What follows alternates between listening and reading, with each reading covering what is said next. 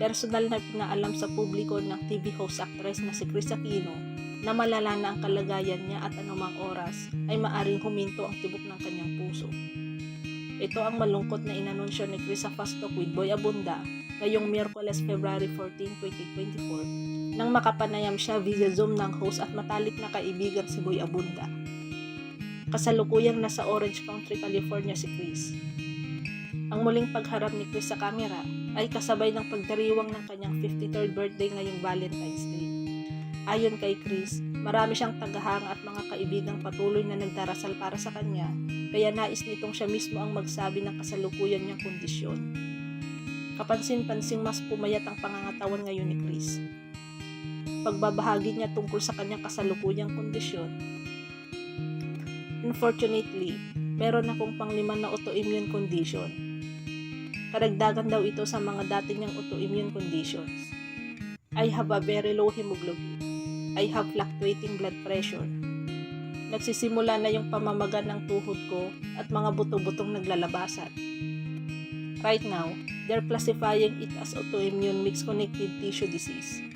Falling under that boy is either SLE or lupus, or it could be rheumatoid arthritis.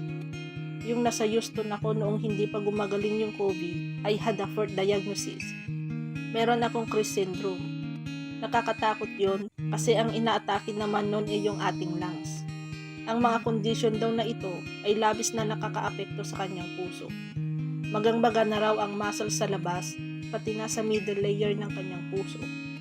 Ito raw ang dahilan kaya madali siyang mahilo at mapagod kahit kaunting kilos lang ang gawin niya. Delikado raw ito dahil I could have a stroke at any time. Ilang miyembro ng kanyang pamilya sa father side ay nagkaroon ng heart attack, kabilang ang kanyang yumaong ama na si Senator Ninoy Aquino at kapatid na si former President Noynoy Aquino. Ibig sabihin, may kinalaman sa genes ni Kris sa kondisyon niyang ito. Sundot na tanong ni Boy, bakit nga ba ang hirap gumaling ni Kris Aquino? Sagot ni Kris, pinakamabilis na sagot, 3 pages yung laman ng binibigay sa mga doktor na ito, yung bawal ng mga gamot kay Kris.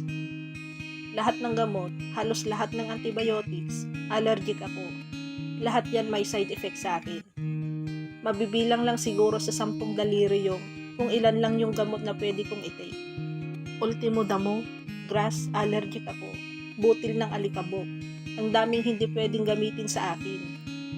Diin pa ni Kris, buhay ako ngayon. Alam ko, tiwala ako sa dasal na kakayanin pa ito. Napagdesisyonan daw ito ni Kris na ibahagi ito sa publiko dahil kailangan niya ngayon ang dasal para mapagtagumpayan ang gagawin sa kanyang medical procedure sa Lunes, February 19. Ito raw ang huling tsansa ni Kris para madugtungan pa ang kanyang buhay. Sabi niya, ngayon ako hihingi talaga. I'm sorry pero parang ang kapal ng mukha ko na ang tagal nyo na akong pinagdarasal.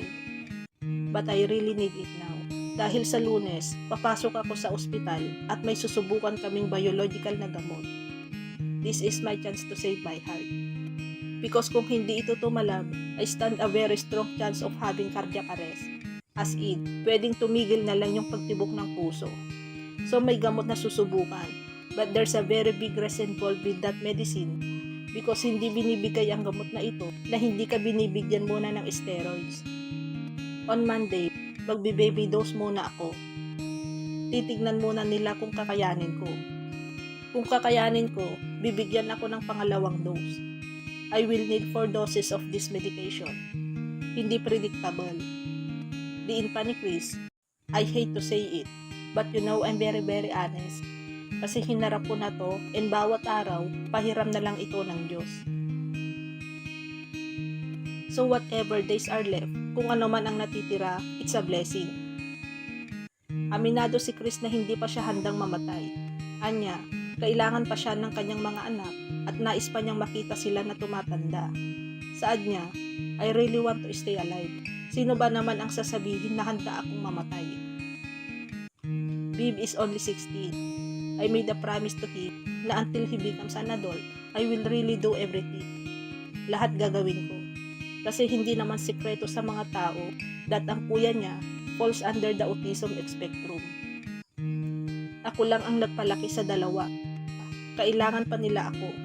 But after Monday, wala na akong immunity. Pwede na akong dapuan ng kahit anong sakit at wala na akong panlaban doon. Tila naghabili na rin si Chris sa kanyang pamilya, mga kaibigan, tagahanga at kay Boy kung sakasakaling hindi maging successful ang medical procedure na gagawin sa kanya. Mensahe ni Chris, I just wanna take this opportunity, Boy, na magpasalamat sa'yo because nangako ka sa akin, kagaya ng ilan sa pinakamalapit na kaibigan ko at yung mga kapatid kong babae. Nangako sila na kung ano man ang mangyayari, meron akong 2 kaibigan na lilipad dito para samahan yung 2 boys. Nangako rin daw si Boy sa kanya na kung may mabalitaan man ito tungkol sa kanya, ay kaagad itong lilipad sa Amerika. Sabi pa ni Chris kay Boy, I'm entrusting being with you because the 2 will actually be going home in 2 weeks. Why did I decide on this? Naawa ako doon sa 2 bata. Kasi ako makukulong na ako sa bahay. Pupunta na lang ako at lalabas ako para makita yung mga doktor. Huling dasal daw ni Chris sa Diyos ay dugtungan pa ang kanyang buhay para muling makapagbigay saya at pag-asa sa kanyang mga fans. Sabi niya, I just wanna thank God. Gusto kong magpasalamat because people I do not know, people na have never met me, yung hindi ko mga kakilala. Pinagdarasal nila at sinasabi nila na kailangan siyang gumaling. Gusto pa namin siyang mapanood. I cannot promise you that kasi ang dami ng hindi ko kayang gawin. Pero ito po pangako ko sa inyo, hindi ko kayang bibiguin dahil sumuko ako. Wala sa pananaw ko sa buhay na pwedeng sumuko. Kailangan lumaban. Hindi ko ipapahiya ang sarili ko sa inyo. Natatawa pang deklara niya, I refuse to die. Pipilitin kong mabuhay dahil my next chapter ko is to become a stage mother.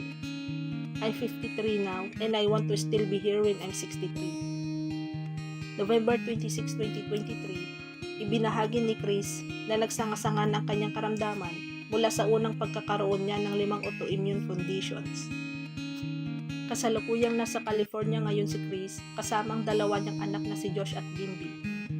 June 2022, nang lumipad pa Amerika si Chris para magpagamot.